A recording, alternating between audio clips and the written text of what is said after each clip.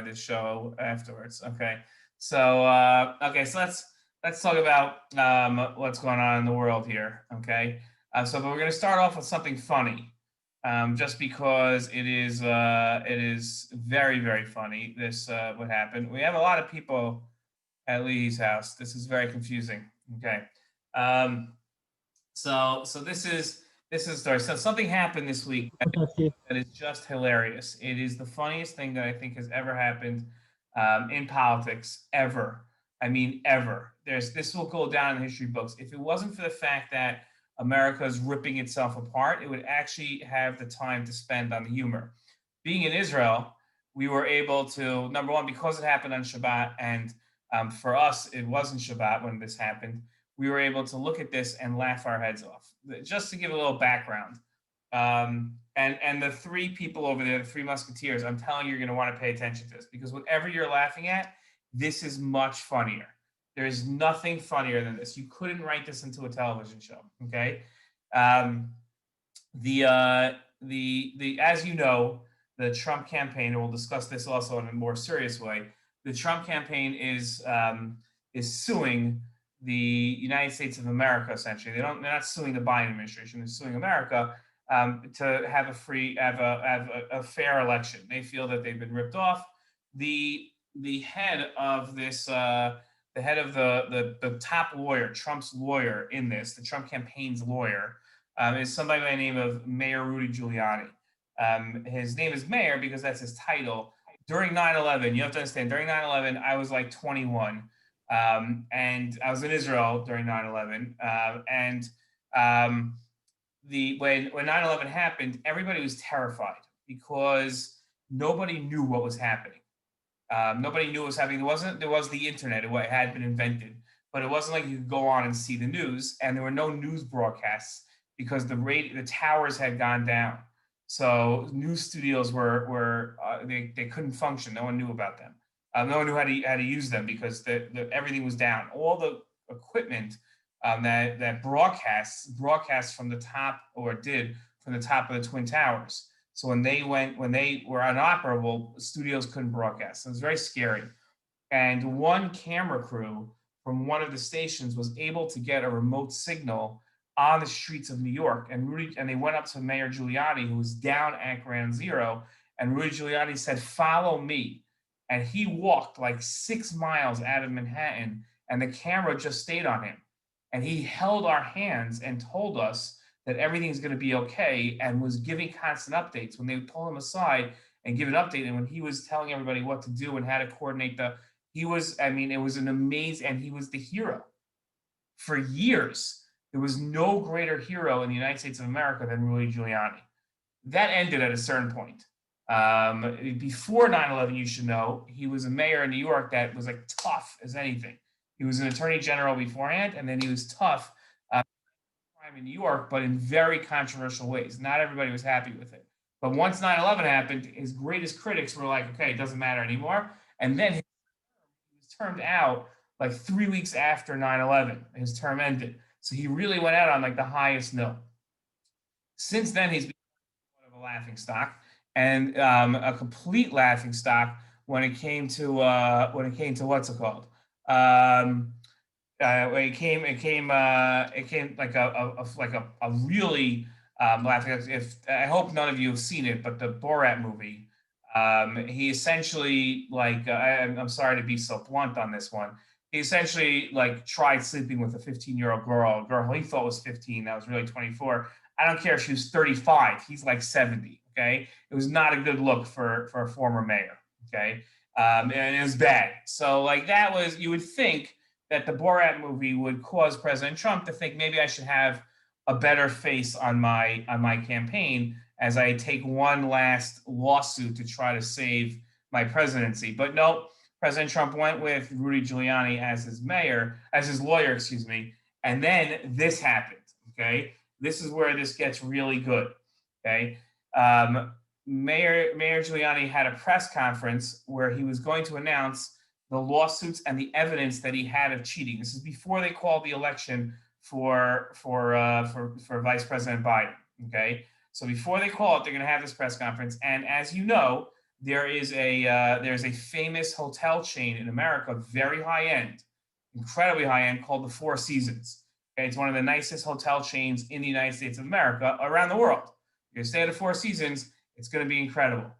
And they decided to have the press conference, which makes sense, at the Four Seasons Hotel. You have their own podium and everything. So they must have assigned, I don't know who, I don't know, like Johnny the Idiot, to find the location and book the location. And Johnny the Idiot looked up the phone book, the internet, I don't know, and looked up Four Seasons and called the Four Seasons or found the address and told the advance team to this is where we're going, set up the podium outside. They evidently don't have brains either when they got there. They set up the podium, they set everything up, then they sent the address out to the world, the press, everybody was there, to the Four Seasons, which is a very nice hotel if you were going to the hotel. Instead, they ended up at the Four Seasons Partner Landscaping Company, which is a gardening company in an industrial area. Okay, you can't make this up. It's a garbage building centered between excuse the language, a porn store and a crematorium. You just can't make this up. Okay, and they have this very serious press conference set up outside of a landscaping place that looks like it's about to be demolished. It is not a nice landscaping store. It's where you go to get a rake if you need a rake. I guess I don't even know what they do there. I know what they're gonna do from now on, which is sell T-shirts. But they until this point, and Rudy Giuliani is trying to have a serious press conference, and it's got to be going through his mind as to why am I standing in front of this place? Like I'm supposed to be at the Four Seasons. I don't get why I'm here. If you're not laughing now, so then you and I have a different sense of humor. But it is the funniest moment in politics ever that they're so disorganized that they ended up in front of a gardening store instead of a fancy hotel, and no one thought to say maybe we shouldn't be here. Yeah. So in any case, I have there's one reporter that during this press conference just keeps asking questions, a British reporter. So it happens to be that British reporter came to Mitzvah Yericho like last year and did an interview here with me, and we've kept in touch since then. And he's like the star of Sky News. They send him everywhere. So it happens to like just pure coincidence. He was covering the press conference and starts asking Giuliani questions.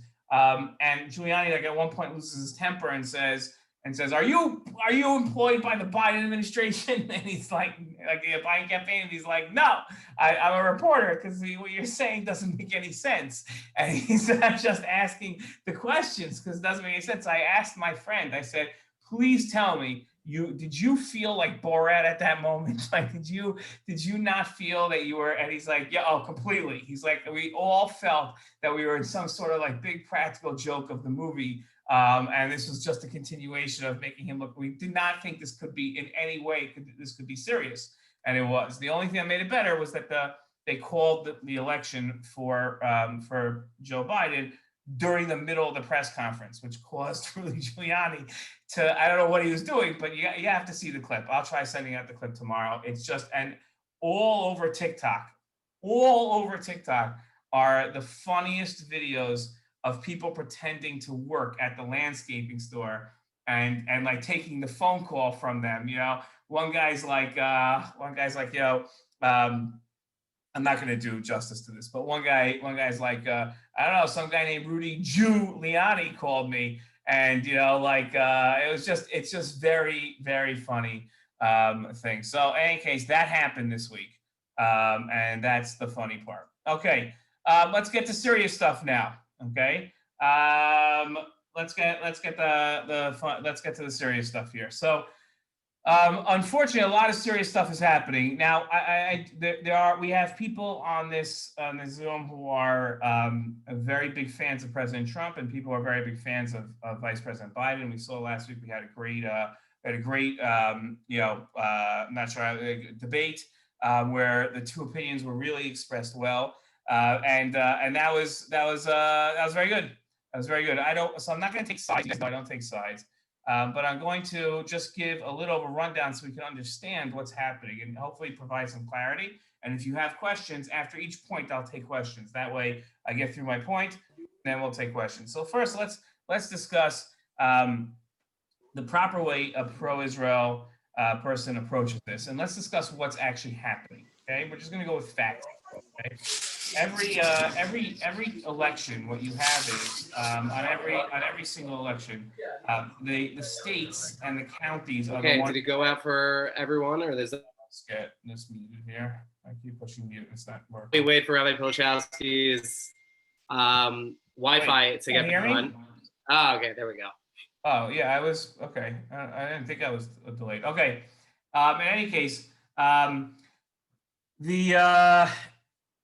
you vote, and then they count votes, and then they tally the counts. They count to see, like, who has more votes. That's how an election works. Usually, there's very few mailed-in ballots. This year, because of COVID, there were more mailed-in ballots, and different states have different rules. Okay, that's how it works. And different counties within the states have different rules. So this year, those systems were taxed more than ever, meaning that they had more work to do. And certain states didn't really think this through, and they had laws that you couldn't open the mail-in envelopes until the day of. So everybody knew that there was going to be chaos on election day. Everybody predicted this. President Trump predicted that there was going to be shenanigans and cheating and fraud. And he's been saying this for months, that he believes that the system is not set up to allow for fair counting and fair voting. And he's been saying it for months and saying that, now at the same time, he's been telling his people, go out and vote in person. Don't mail in your ballots. So by definition, you're going to have more ballots mailed in favor of Vice President Biden than in favor of President Trump, because President Trump was asking his supporters to go vote in person. Okay, the first election results that came in were you have what are called exit polls, and then you have people walk out and they ask you who you voted for, and then they start coming out with numbers. Okay, in every election, so let's take off this election. In every election, the states release numbers. And then you can pretty much tell, without getting into the mathematics of it, you can pretty much tell who's going to win the election based on the span of how many votes there are. Now, sometimes it goes haywire. Sometimes the vote is so close you can't tell. That's what happened in the year 2000 with Bush and Gore, and it took 36 days for them to figure out who had won the election. Okay. So it's not a perfect system. It's never been a perfect system, but usually the margins are so large. There are 1 million, 2 million votes. It's very easy to know who won. Then what happens is the networks come out, the people on television, they come out and they say, we feel confident based on the numbers that we're saying to say this person won. And sometimes they make a mistake. Sometimes they call some states too early, and sometimes they've gotten burned. And because they've gotten burned, networks are very careful about calling a state for one candidate over the other. Okay, very careful about it. In Israel, we have laws about this. In Israel, you're not allowed to release surveys, and because it can have an effect that's detrimental to the country. So there are actually laws about what the media is allowed to say and what they're not allowed to say. It's fascinating. In America, you can't have those laws, which lends to some sort of chaos. President Trump so the networks count up the votes, and then when they feel comfortable that they've gotten it right, they announce. Sometimes only some networks announce, and others say we're not confident yet. Okay, and networks have built up safety systems where the owners and the editors don't have a say on the people making the decisions, so they don't feel pressured. They're working purely on math. Okay, what usually happens is the networks announce they feel that this person has won, and then the losing candidate looks at the network's numbers. Their campaign will call the networks and they'll say, why are you calling it for the person? Don't call it yet. And they'll be like, look, here's the numbers. Tell me if you think that we've made a mistake because we're about to call it for your opponent. Okay, so let's say Donald Trump and Hillary Clinton. Okay, Hillary Clinton expects to be the winner. They popped champagne, okay, at one point in the Clinton headquarters. There's a video of her and Bill having a cheers to winning the presidency. Okay, and then the numbers started coming back, and you can imagine the Clinton campaign being like, no, this can't be happening, and the network's telling, okay, so the Clinton campaign hears this, and then what happens is when they're finally, can you hear me, guys? I feel like you're all frozen now. You guys can hear me now? Okay, so, okay, thanks. Sorry about that. Okay, I don't know. Okay. So at a certain point, the campaign, the campaigns realize that they've lost. Okay, it's not official. Okay, it's not official, but they realize that the numbers, the margins are so large that the networks have it right, and they're going to lose. And then the losing candidate calls the winning candidate. Okay, so Donald Trump calls. Hillary Clinton called Donald Trump and said, "I concede the race, and I admit that I lost." Okay, usually there's a concession speech right away. Right, the winning candidate allows the losing candidate to go out first, make a speech to their supporters. Usually lasts between 4 and 10 minutes. They're incredible Menschlichkeit speeches where they put the country first. If you look, you want to see some amazing ones. Look at John McCain's speech when he lost to Barack Obama. Is so inspirational. They start booing Barack Obama, and he says, no, he's the president-elect. Right? Okay, it's not official though. It's not official, but that's usually there's a concession speech. Okay, when does it become official? It becomes official in December 14th when people called, and we're not going to have sixth grade history here anymore, like sixth grade social studies class, but when people called the electoral voters come out and they then vote for the president. That's the only time it's official. It's never official before that. Okay, but in every single American election except for one, Bush Gore in 2000. The election was called the night of the election because everybody knew who won. Okay, because the numbers were there that everybody knew. Does everybody understand so far? Okay, so when you hear people say like, no, the networks don't decide the president. Okay, yes, it's true. The networks have never ever decided the president, but every losing candidate has relied on the networks to know that they've lost. That's how it works. They've looked at the same numbers as networks and they've lost.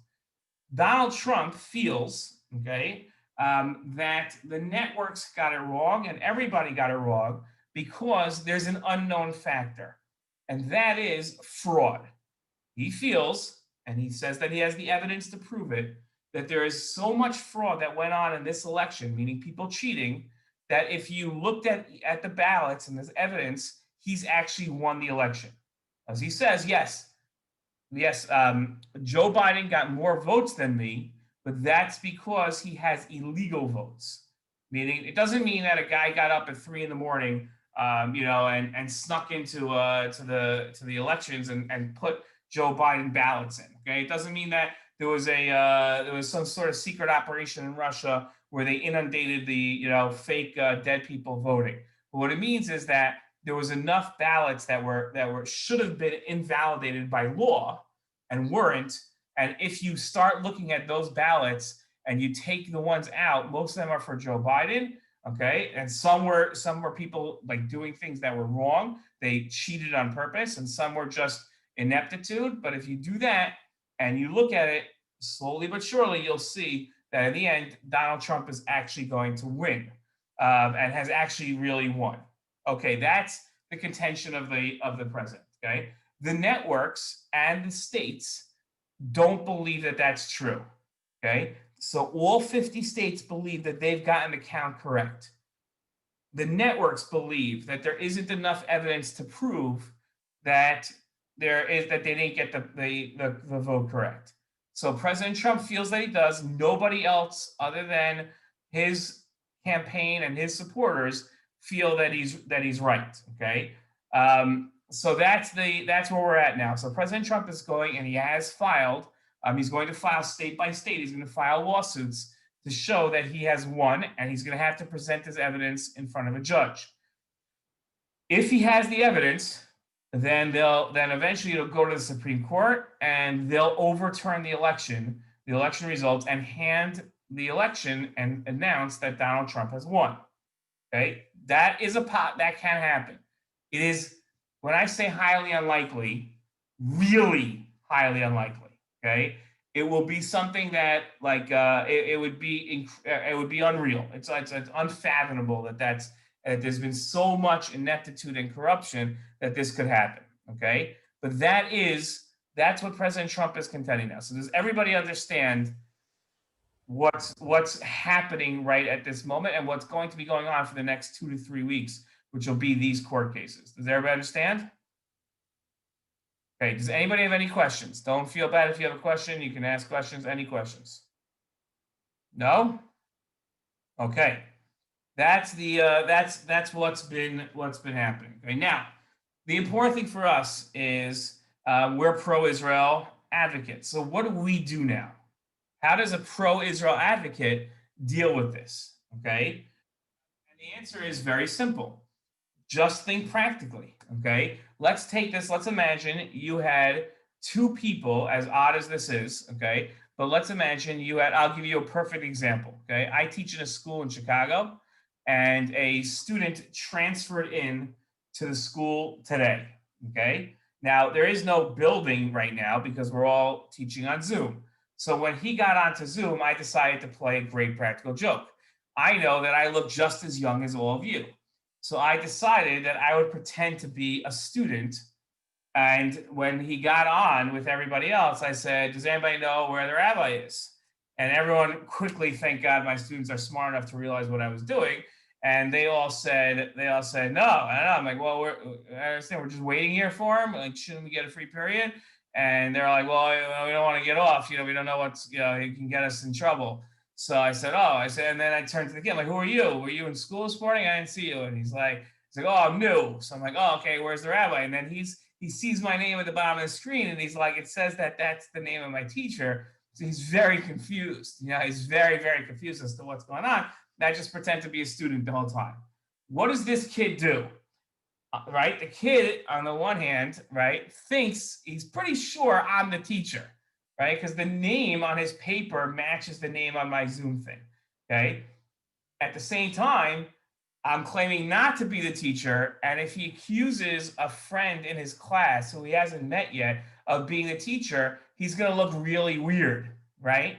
So it makes sense to play it safe and just go along with it because, right? And you could see he's sitting there the entire time like, like he's very, very confused.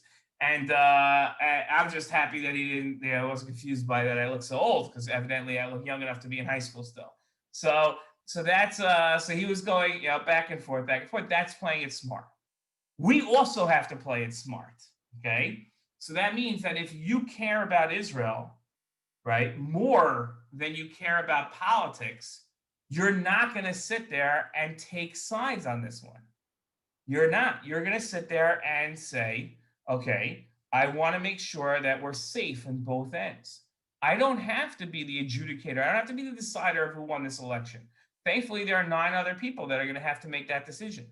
I put Israel above politics.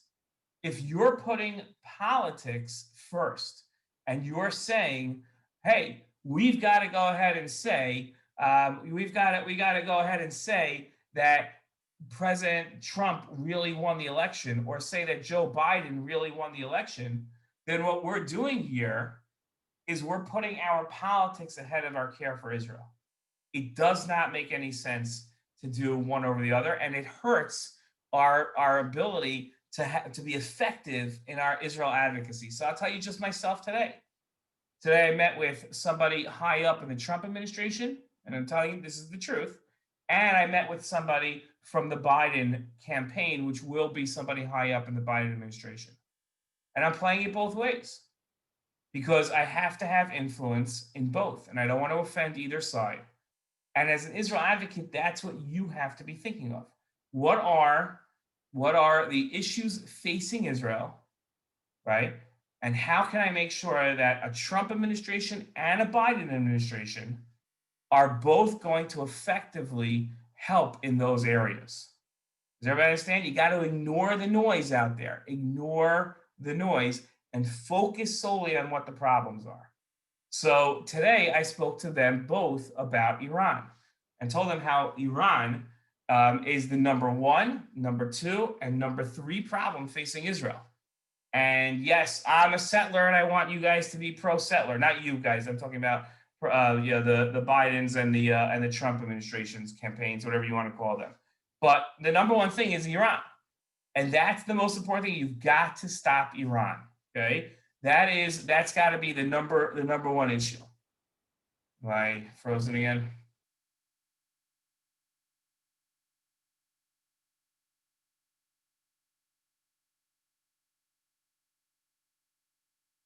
Okay, we're back. So that's I guess every once in a while we're gonna have a commercial break here. But that's Okay, so I don't have to do any talking. Amazing. okay. I am back here. Okay, sorry, I switched my Wi-Fi and hopefully that'll work. I apologize. Okay, so that's the so we've got to focus in on what's really important, and we've got to make sure that as Israel advocates, we're not putting our politics ahead. Now, not everybody's going to agree with me. People are going to say that no, that's not true. We can be on one side. Yeah, you could be on one side of the issue, but you got to ask yourself, where are you going to put the most noise and where are you going to put the most effort? Okay, does everybody understand? Does anyone have any questions on that? Nope. Okay, great. Okay.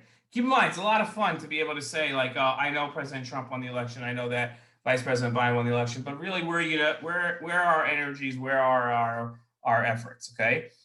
So if I was you, what would I be doing today is I would be calling my member of Congress's office because they've either just been reelected or there's a new person that you can call. And it's very easy. Just type in your zip code and say, election of, let's say, whatever. You're going to find out what district you're in, okay, and find out who won and call that office and say, okay, I've been on the phone with my member of Congress every single day since the election, and then talking about the important things that are affecting Israel. What are the important things?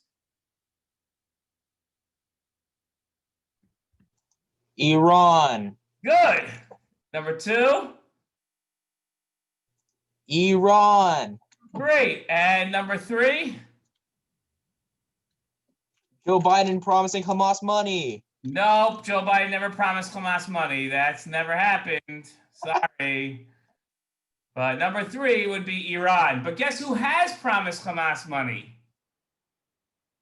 Iran, which is why we have to stop Iran. Okay, that's the key. So those are the issues. Now, when just talking to somebody, let's say from the Biden campaign, we have to be aware that there are different issues that we have to be concerned with both camps, right? If we approach both camps the exact same way and just say, hey, we've got to stop Iran, so the Trump administration is going to hear that one way, and the Biden campaign is going to hear that a different way, right? Everybody understand? You're going to hear it different ways. It's going to resonate different ways. So from the Trump administration, or if you're talking to a Republican member of Congress, it's keep the sanctions up. Keep the sanctions up. You got to keep telling Iranians that if they don't do better, we're going to keep the pressure on. And if you're talking the Biden administration, who says they want to get back into the Iran deal, right? Which, by the way, I love when the pro-Trumpers say, you see, he said he wants to go into the Iran deal right away. Right away, he said he wants to go into the Iran deal. He's going to go in. Okay, so look up. President Trump said within 4 weeks of the election, he wants to get into an Iran deal. Wait. They both feel that way? What? Holy cow, it's crazy. It's almost like nobody's actually listening to what the candidates are saying. Instead, they're just projecting onto them. They've both said this, that they want to go right back into the Iran deal. So when you say this to people, they're like, oh yeah, but our guy's going to get a better deal. Okay, it's possible. I don't know who's going to get a better deal, but I want them both to get the better deal. Better than Iran, okay? Because who are we battling? Iran, right? This campaign is not about Trump, Biden. That ended. Right now, it's about Iran, okay? Why does Trump want to get back into the deal? Because the only way to stop Iran is two different ways you can stop Iran, okay? One is regime change, killing all the leaders, okay, and starting a massive war with Iran, okay? or having another deal. So there's very few people, other than people that live in either a movie or one of these video games where you shoot up everybody and blow everybody up, that Or said, John Bolton. what? Or John Bolton's head. Or John, right? John. Well, no, but John Bolton. See, here's the difference. John Bolton wants to go to war, but John Bolton wants to be the guy in charge of the war.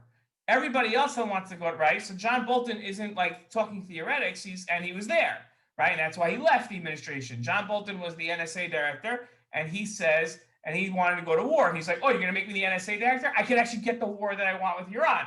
And then President Trump said, no, I'm not going to war, you crazy mustache man. And he said, okay, fine, then I'm leaving. And I'm going to write a book and tell everybody how horrible you are because you didn't go to war. That was John Bolton. Okay, great. But everybody else needs a deal, right? Because it's the only way to stop them. Everybody gets this. The question is, what do you want in the deal? Surprise, surprise, neither side has said what they want in the deal. Everybody know why they didn't say what they want? Because the deal has to be made with Iran. And if you go ahead and put your cards out and say, this is what I want, Iran now knows what you're aiming for. So you can't do that. Odaya, you've been incredibly patient. Go ahead. Thanks. When did Trump say he wants to join? Wait, do you mean he wants to join the same Iran deal he left, or he wants No to? one wants to join the same deal. Same Barack deal? Obama. No, sorry. President Obama would like everybody to join the same deal so he could say, see, it was a great deal. Everybody wanted to join it. President Trump and Vice President Biden both said there are big problems with the deal. President Trump was a little louder about it, okay? So Vice President Biden can't go ahead and say, well, that deal stank. Worst deal America's ever in, because he was part of it, right? So he goes ahead and says there's modifications that have to be made to the deal, okay? President Trump says we got to have a whole new deal. Now, they obviously have different visions of the deal. What do they both want in the deal? The exact same things. They want Iran to say no nuclear weapons, no terrorism, no ballistic missiles. The question is, what are they going to be willing to settle for? So we've got to push Biden administration to say, don't settle. Last time you settled, and this is how we got into this problem in the first place. Don't settle, okay? And we got to say to the Trump administration, don't settle. That's why you pulled out of the deal in the first place.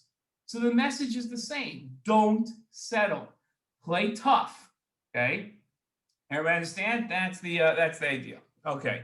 I spoke to someone yesterday that was actually part of the Trump administration. It sounds so cool, but whatever. He said that they want to add more sanctions. They don't want to go back into the deal. No. He said that it's a horrible deal, and they wanted something totally new. Right. Right. Iran into changing their behavior once they get out of the deal, and not just like having a deal. Once the deal is done, like they can go back to doing whatever. Right. So they want a better deal. That's what he's telling you. You want a better deal. And the way to get to that deal is through tougher sanctions. The more sanctions, right, the harder it is for Iran, right, to do anything, because now they're put in a worse position. Okay. Everybody understand? Does everybody understand? Everybody following? Okay. So that's what we have to be pushing, right? Right. You push the Trump administration on harsher sanctions because that's what they want to do anyway. Okay. I don't think anybody here was with me on the Washington trip where we went to the White House and we met with a guy named Rich Goldberg. Anybody remember? There used to be a guy, Rich Goldberg, worked at the White House. He's awesome. He lives in Chicago now. He made his wife a deal that he would leave the White House when they had a baby. So the day after they had a baby, he resigned his position. But his job, now that somebody else that does it, he talked to our students at the NCSY kids at the White House about a year ago. And his job was, he woke up every morning, and his literal job is what he was paid to do, was to think of who can I mess over in Iran today with better sanctions, right? And he go, Rabbi, I was there. I think I was there.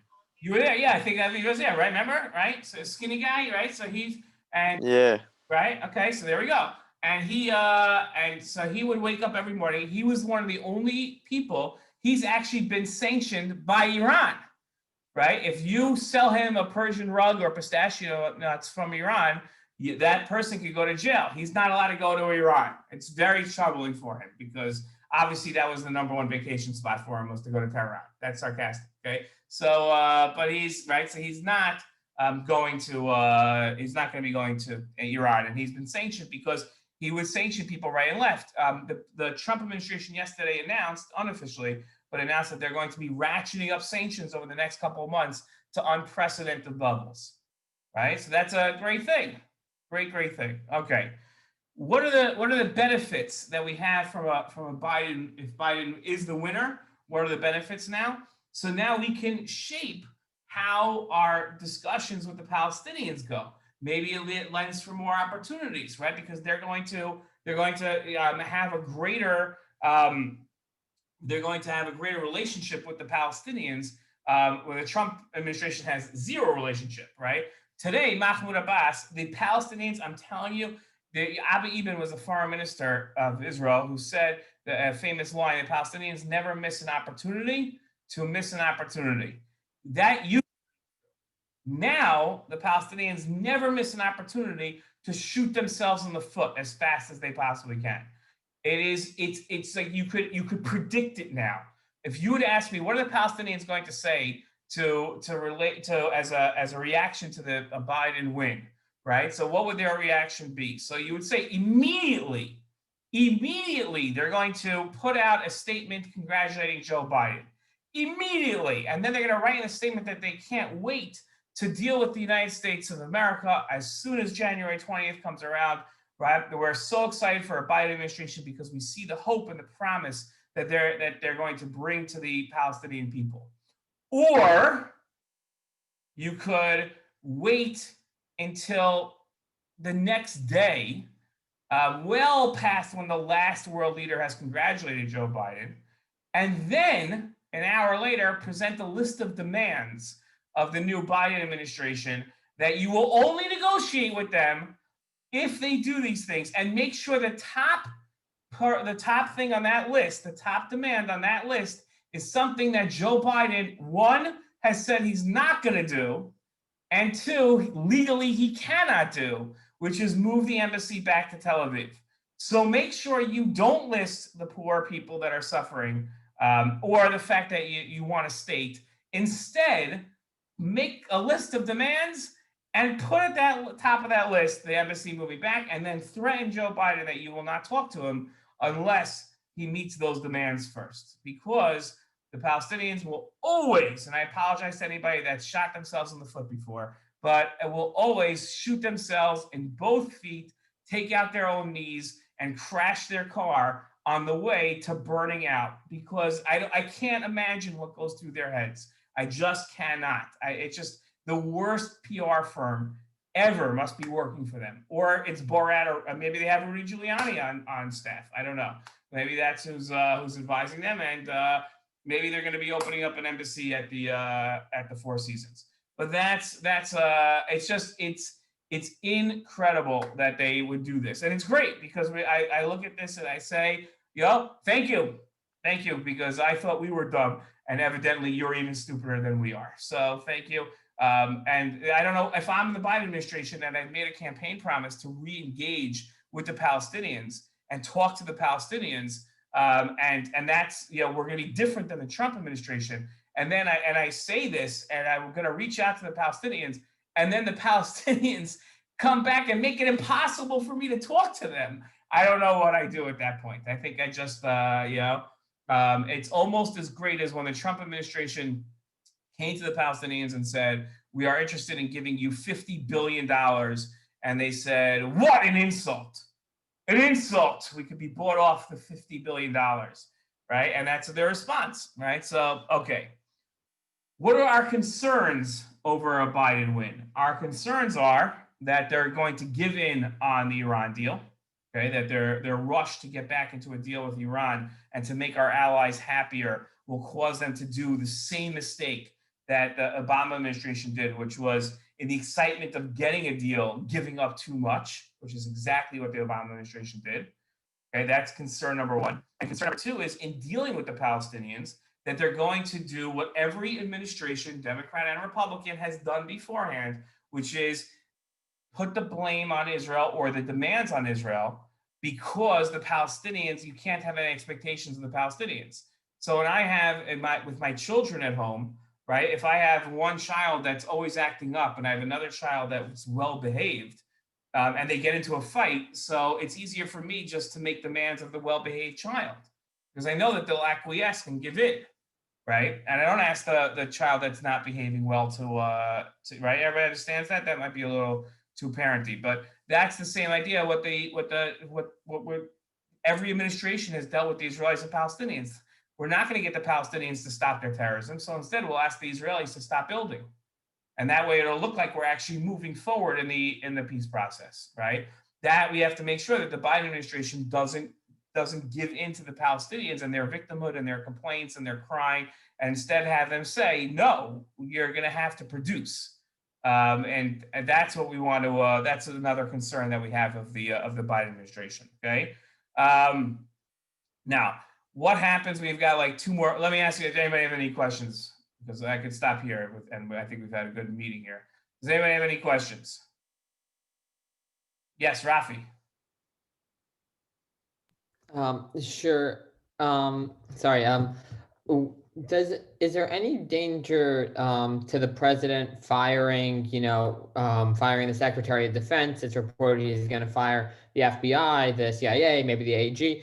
And Gantz was just working with him 2 weeks ago. He was here, and this can't be good news for him. Or does this any mischief from Russia, Iran, or other countries in the region? Is there anything to that? I think it's look, I'm not the person that's the most confident in stability of people who are going through tough times. So I'm a little nervous. I don't know why President Trump decided to fire the Secretary of Defense tonight. Everybody thought they were getting along great. I don't know what happened. Maybe they got into a fight. Who knows? I don't know. I really don't know. Maybe he made a Four Seasons joke and the president didn't find it funny. I don't know. I have no idea. That's how I would have gotten fired. But I don't know. But I don't know how it happened or why it happened. I don't think Israel has to worry. As long as Israel doesn't do anything to get on President Trump's bad side, I don't think it has to worry, and it shouldn't have to do it. It shouldn't do anything at this point, right? There's nothing really that it should do as long as we don't act stupid. We've got to just be smart about it, and we should be okay. And that means staying out of everything. So as long as we stay out of everything, we should be okay. And Bibi Netanyahu did a wonderful job. He put out 2 tweets. One said congratulations to Joe Biden, and one said thank you to President Trump. Almost like a great title for an op-ed. But that's that was a very smart approach that he took, and it was very balanced. President Trump looks at it and says, he's thanking me. Okay, great. And he's not saying, you had a great presidency. He's saying thank you. So far, it's been great. Whatever happens is none of our business. We're Israel. And that's one of our programs. And I'll end with this. One of our program's biggest supporters is an activist in Florida named Joe Zvuluni, who's he's unbelievable, an unbelievable force of nature. And he does you should follow him on Facebook, even though most of his stuff is purely in Hebrew. He speaks to Israelis only. And he does, he's been doing these live, he's a huge Trump guy, okay? And he's been doing these live broadcasts that he keeps audiences of between 1,000 and 2,000 people spellbound for 45 minutes doing nothing but just talking, okay? We've got 8 people here is the most I can get, right? He's got 2,000 people on a daily basis just listening to him talk, okay? And he's he gets questions. He does Q&As, and some of the Israelis ask questions. They don't understand what's going on in America. If the Israelis are asking him no, why don't we just say why shouldn't Israel just get up and say we only recognize Trump as the president, and we don't recognize Biden because he hates us anyway.